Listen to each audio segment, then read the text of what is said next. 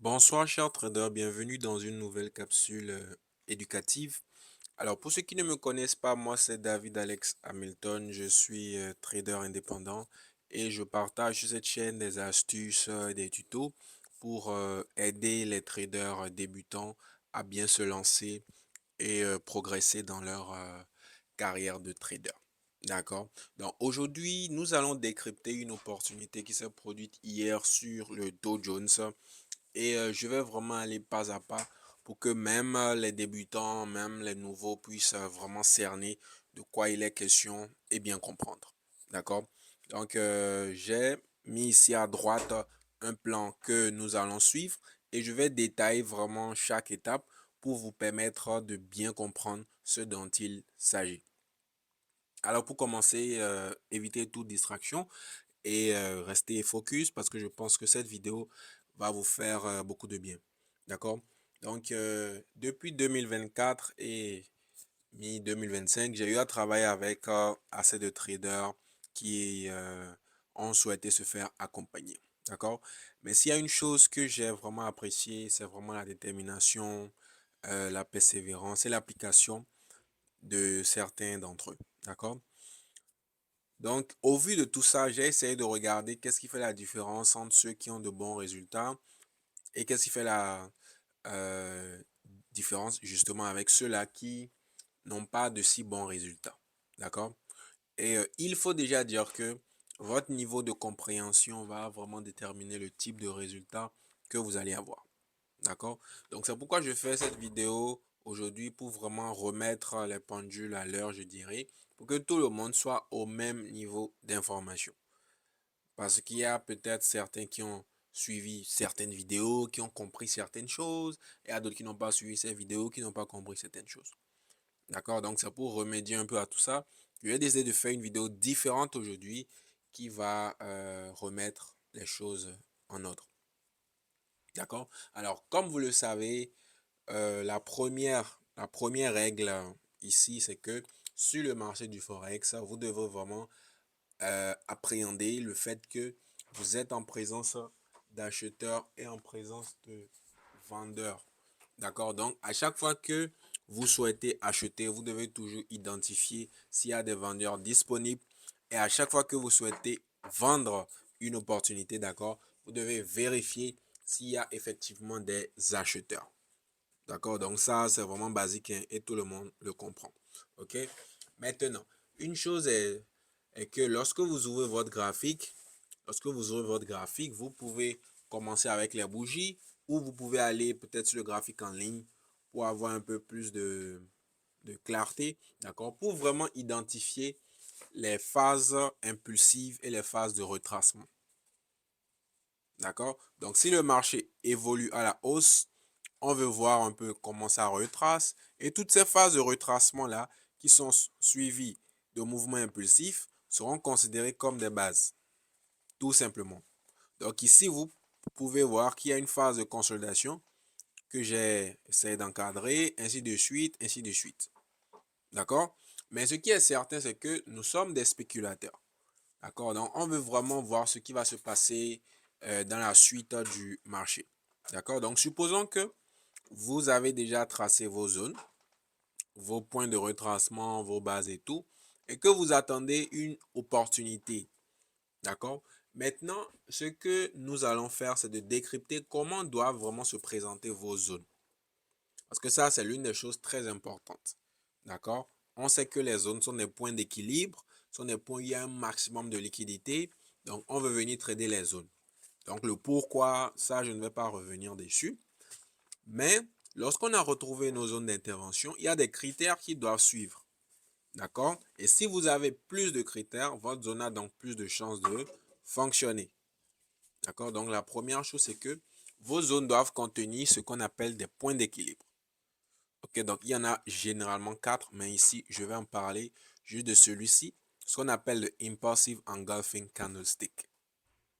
D'accord? Le Impulsive Engulfing Candlestick, c'est juste pour dire que on a soit une toupie ou un doji, comme dans ce cas-là, vous voyez, une toupie ou un doji qui se fait bien avaler par un marubozu. Je précise que c'est une toupie ou un doji. Ce n'est pas deux bougies bien longue. Non, ça c'est une englobante. On ne veut pas des englobantes ici, mais on veut un beau marobouzou qui est précédé d'un doji ou d'une toupie.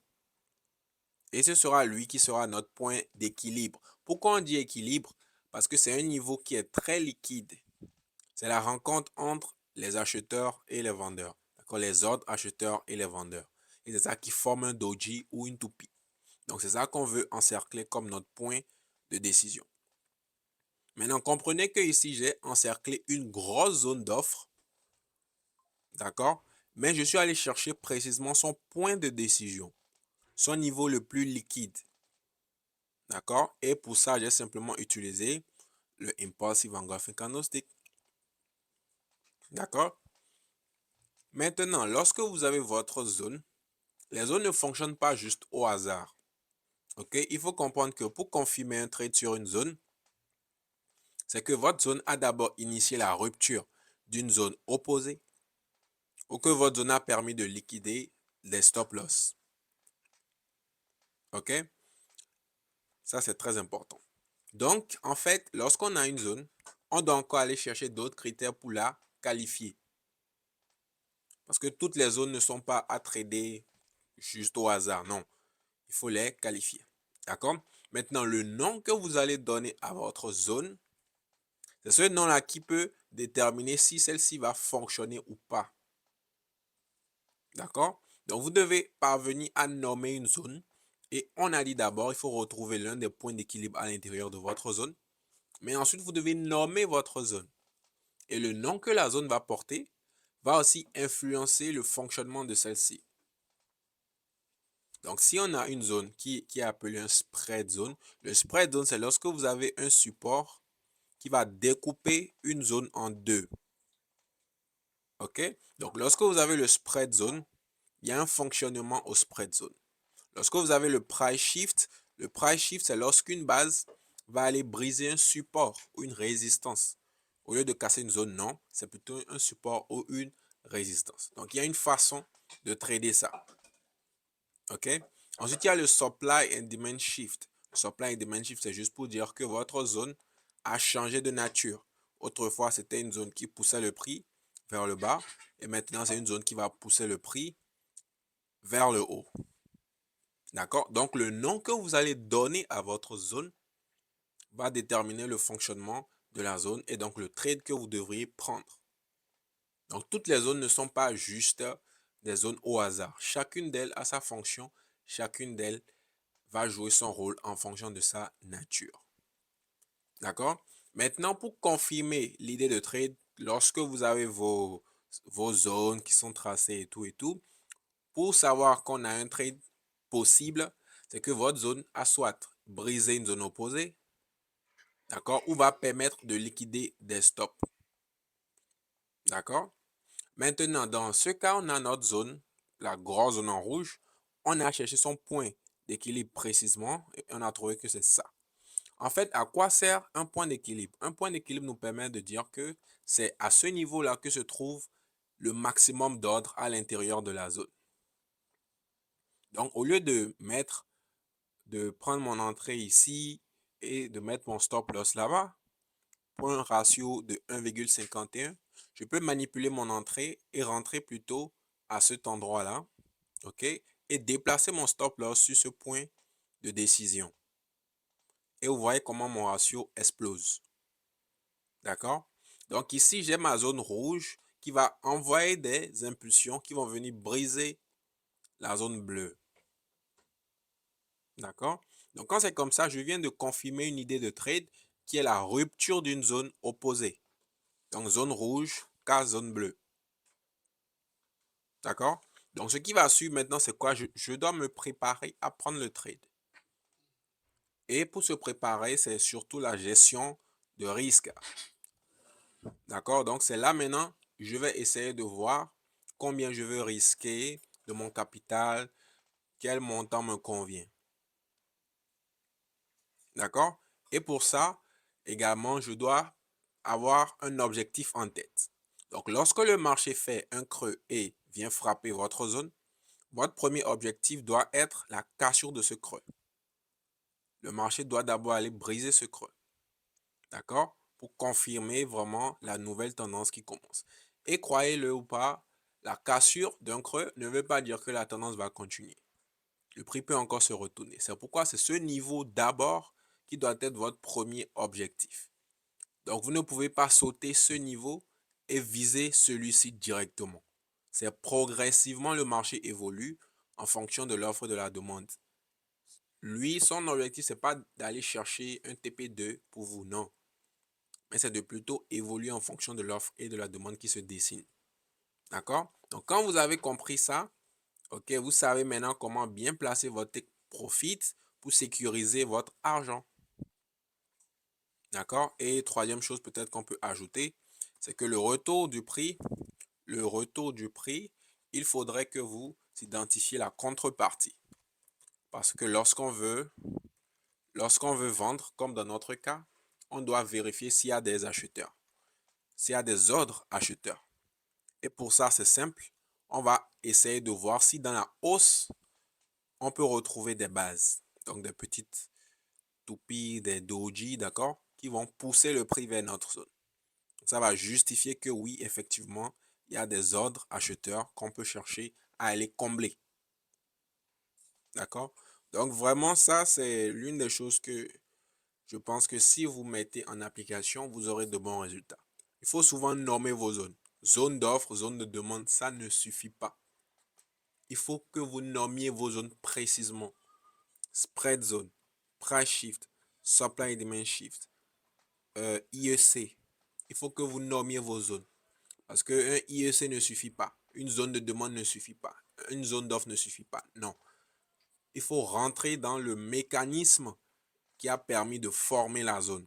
Est-ce que c'est un spread zone? Est-ce que c'est un price shift? Est-ce que c'est un supply and demand shift? Pourquoi? Parce que ces mécanismes-là impliquent des phases de manipulation. Et les phases de manipulation veut dire qu'il y a eu une forte liquidité à cet endroit. C'est ça qui nous permet de savoir qu'une zone va réagir ou pas. C'est pas juste que comme elle est une consolidation, bah, je ferme mes yeux et je trade dessus. Non. Il faut essayer de voir un peu plus et nommer les zones parce que le nom de la zone va influencer le fonctionnement de celle-ci. D'accord? Donc, oubliez les zones de demande, zones d'offre. Ça là, c'est basique d'abord. Et généralement, ça ne marche pas si vous tradez juste comme ça des zones d'offre, des zones de demande au hasard. Par exemple, cette zone-là, c'est un spread zone parce que ici, il y a un support qui permet de la découper en deux. D'accord? Ici, on est en train d'un price shift. D'accord? Ainsi de suite. Donc, vous devez arriver à nommer vos zones. Ben, c'est tout ça qui va vous permettre de comprendre le fonctionnement et surtout de voir où se trouvent les stop loss. Parce que le prix se déplace de proche en proche. Ce n'est pas pour deux raisons. C'est pour chercher de la liquidité. C'est pour prendre les stop loss. D'accord? La liquidité, la définition de la liquidité, quand on dit qu'une paire est liquide, on fait référence à la capacité d'injecter de gros volumes sur ce marché-là, peut-être sans influencer le cours de l'actif. D'accord? Donc, c'est pour dire que cette paire-là, il y a beaucoup d'argent qui peuvent être injectés dessus. Et donc, il y a beaucoup de liquidité. D'accord? Donc, sur les marchés aussi, les stop loss, les ordres et tout permettent d'atteindre cet état d'équilibre. D'accord? Donc, ça devrait être vraiment votre objectif sur le marché. Allez, on se retrouve dans une autre vidéo. D'accord? Donc, la première forme de base que je vais vous apprendre, c'est la base qu'on appelle, c'est le schéma qu'on appelle spread zone. Spread zone. Spread zone. Spread zone, je sais que la plupart d'entre vous êtes déjà familier avec le mot spread. Quand on dit spread, c'est simplement l'écart qui existe entre le ask et le bid. Vous êtes bien au courant de ça. Alors ici, ce qui va se passer, c'est quoi? C'est que le spread zone sera un type de mouvement où le prix aura déjà formé une résistance d'un côté, d'accord? Et lorsque vous allez tracer le prolongement de cette résistance-là, vous allez vous rendre compte que une base viendra se former autour maintenant de cette résistance-là et ça peut peut-être aller toujours en continuation ou aller maintenant en retournement. Donc, ce qui est intéressant ici, c'est déjà de comprendre le mécanisme. Quel est le mécanisme d'action d'un spread zone? Donc, je vais vous l'expliquer tout de suite. Le mécanisme d'action d'un spread zone. Alors, ce qui va se passer sur le spread zone, c'est quoi? C'est que la résistance va attirer des vendeurs. Parce que si certains l'ont tracé comme résistance, certainement ils auraient vu peut-être des mèches, ils auraient vu des mèches ou un type avalement baissier qui les intéresse et c'est pour cette raison-là qu'ils veulent simplement se positionner à la vente. Donc cela veut dire que dès que c'est comme ça, vous comprenez que au-dessus de cette résistance, on aura ce qu'on appelle les stop loss des particuliers. Parce que la moindre des choses quand on trade, c'est quand même de mettre des stop loss parce qu'on ne veut pas perdre de l'argent. Donc vous comprenez que juste au-dessus de cette résistance-là va se situer les stops, les stops d'un particulier. D'accord? Donc, ce qui va se passer quand le prix va venir peut-être sur cette résistance-là, sa cassure entraîne la collecte de liquidité des stops. Donc, les stops peuvent être collectés, mais quand je vends, si les particuliers vendent cette résistance-là quelque part ici, c'est que le stop est une position d'achat parce qu'ils veulent sortir sur le marché. Donc, ils rachètent leur position à un prix plus élevé et ils perdent un peu d'argent, n'est-ce pas? Donc, la formation d'une base juste à la cassure d'une résistance et autour de cette résistance prouve simplement que les institutions maintenant sont rentrées dans le bain et pendant que les ordres d'achat qui sont en général les stop loss des particuliers étaient activés, les institutions ont profité pour le vendre. Les institutions ont profité pour leur vendre. Donc, quand on a achat plus vente qui se neutralise, on va parler d'équilibre. C'est ça, non?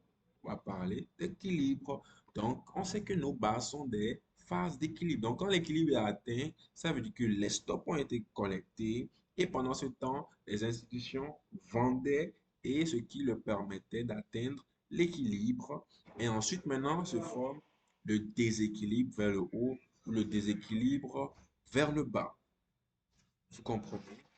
Votre travail maintenant, à vous, sera de tracer maintenant toute la zone, le nouveau point d'équilibre là, vous allez le tracer. C'est ça que vous allez appeler maintenant le spread zone. Et spread zone, pourquoi? Parce que comme a dit ici, cette ligne-là va séparer maintenant le ask et le bid. Donc, s'il s'agissait de vendre, par exemple, vous auriez dû attendre que le prix vienne dans le ask.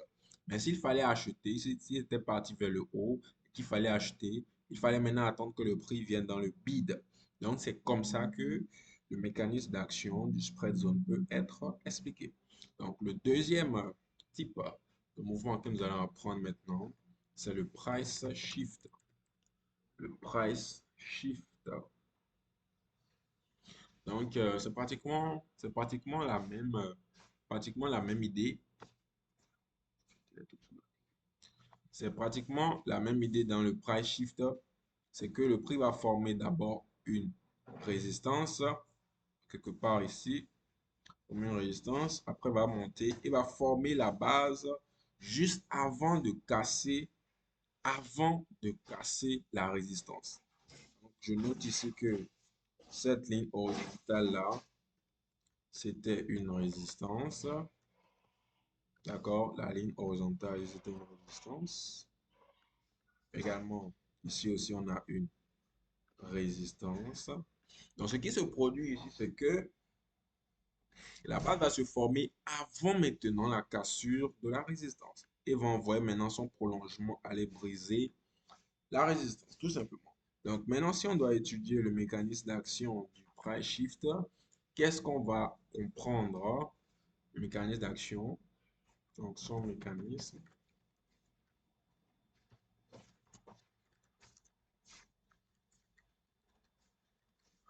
Parce que tout est une question de manipulation. Et j'ai bien dit que nous voulons trader effectivement ces quatre types de bases-là tout en haut, mais on veut les trader seulement si on peut retrouver ce type de manipulation. Donc, on ne veut pas simplement trader rallye base drop, bien rallye base rallye, mais on veut trader ces types de configurations-là, qu'elles vont nous former l'une de ces configurations-là, un spread zone, un price shift, et encore ce que vous allez voir tout à l'heure. Donc, dès qu'on a rallye, base, rallye, ouais, ça c'est la forme qui est ici. D'accord?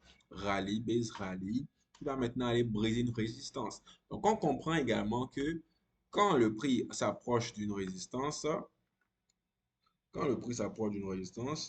donc on a toujours même chose, c'est que on aura des gens qui voudront,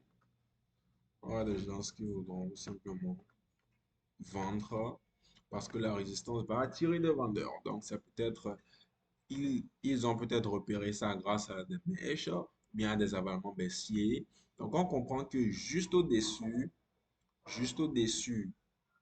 de la résistance, on aura les stop loss des particuliers qui sont en train de vendre et qui ne veulent pas perdre trop d'argent. Donc, ils sécurisent quand même leur position avec des stops. Donc, ce sont ces stops-là que les institutions cherchent. Ce sont ces stops-là que les institutions veulent manger. D'accord? Les stops des particuliers. Donc, ce qui va se produire, c'est que dès que le prix va passer au travers de cette résistance, il va collecter des stops dans un sens. OK? Il va collecter des stops dans un sens, un peu comme dans le spread zone. Mais ce n'est pas fini et ce n'est pas tout.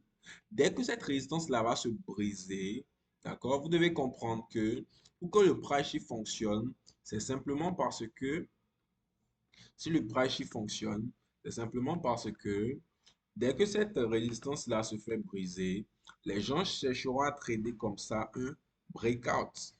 D'accord? Un breakout. Un peu comme ça. Parce que le prix est allé très loin. D'accord? Donc tout le monde pense maintenant que la meilleure chose à faire serait de trader ici en breakout trading. Donc, les gens vont vouloir placer leur position d'achat quelque part ici, ok, pour acheter. Mais ce qui va se passer, c'est que les stop loss de ces acheteurs-là seront tout en bas, n'est-ce pas? Et maintenant, vous allez voir que le prolongement de ces contrats qui étaient dans la base, ces prolongements-là vont chevaucher à ce niveau les stop loss des particuliers qui sont en train d'acheter. Ce qui fait que le prix ne va jamais marcher comme ça. Ça ne va souvent jamais réagir correctement comme ça. Mais le prix va plutôt chercher à aller ramasser leur stop parce que l'intersection de leur point de stop et des ordres des particuliers va former le point d'équilibre. Et le point d'équilibre se forme tout simplement parce que les les acheteurs qui avaient placé le stop seront obligés de vendre et maintenant les institutions pourront acheter moins cher auprès d'eux tout simplement parce que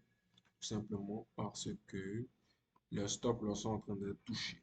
Donc vous pouvez monter, vous pouvez acheter moins cher maintenant et repartir. Un peu comme dans le spread zone. D'accord?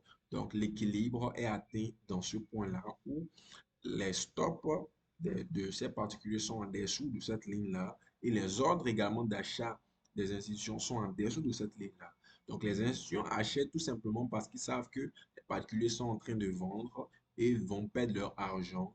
Et c'est simplement le concept que je veux que vous compreniez aujourd'hui, c'est que on cherche toujours les points où les particuliers mettront leur stop loss. Donc, quand vous avez trouvé ce point-là, il peut vous servir de target, de objectif, parce que vous savez que le prix ira certainement chercher toujours les stops des particuliers. D'accord?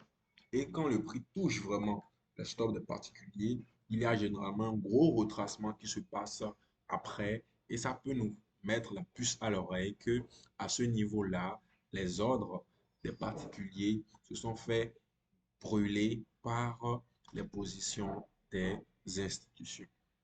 Donc, si vous avez une question par rapport à ces deux types de zones-là que je viens de vous montrer, vous pouvez rejoindre notre groupe Telegram. Je vais vous laisser le lien dans les commentaires et vous pouvez travailler avec nous ou encore vous pouvez simplement me poser une question dans les commentaires.